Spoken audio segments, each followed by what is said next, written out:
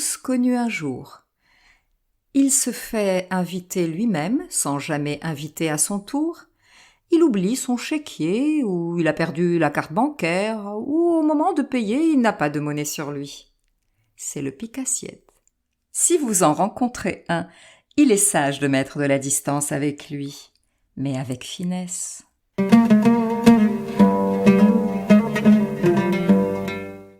Je me souviens d'un grand-oncle maternel, que Dieu ait son âme, qui était un homme plein d'humour, et dont la parole était si fine et les plaisanteries si drôles que les moments passés en sa compagnie semblaient trop courts. Il avait toujours le sourire sur un bon visage avenant, et parmi les nombreuses anecdotes que j'ai entendues sur lui, en voilà une à propos du sujet de ce jour. La famille de cet oncle, ainsi que celle de sa sœur, Al-Hajja, possédait une petite ferme dans les environs de Fès.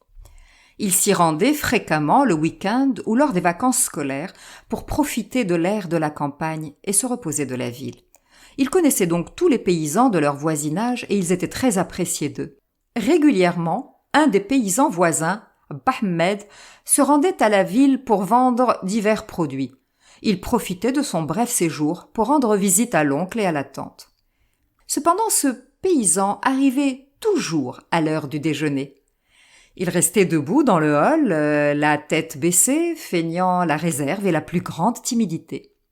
L'oncle lui proposait bien sûr de les rejoindre à table.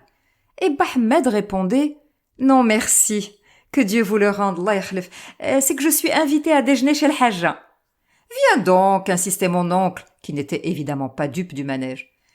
Alors le paysan répondait « Wacha, غير باش نتفتف معاكم ونمشي نتغدى عند الحاجة. » D'accord, je vais juste grignoter un peu, et j'irai déjeuner chez le Hajja. Il se mettait à table, et n'en faisant ni une ni deux, il livrait une guerre impitoyable à tous les plats disposés, le tronc penché, nettoyant les assiettes des entrées et s'aventurant loin dans le tagine.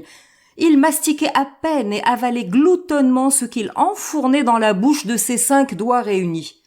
En quelques minutes, la table se rendait, vaincue par l'ogre, et tandis qu'il se goinfrait, les autres convives regardaient la scène, impuissants. Quelques mois plus tard, Bahmed revenait et la même scène se reproduisait à l'identique.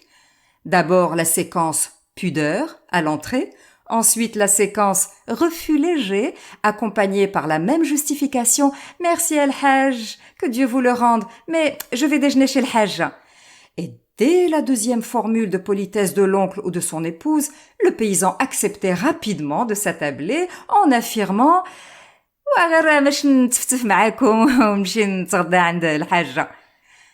D'accord, je vais juste grignoter un peu avec vous et j'irai ensuite déjeuner chez le Hajja. » Et ensuite, c'était la séquence main basse sur la nourriture. Un jour, après quelques répétitions du même scénario, l'oncle se lève avec Bahmed à la fin du repas, lui tapote sur le dos et avec un grand sourire amical lui dit « Arfti, nouvelle jaya, sir tftf عند الحاجة, عاد جي تغدى عندي. » Tu sais quoi? La prochaine fois, va d'abord grignoter chez le Hajja et ensuite tu viens déjeuner chez moi.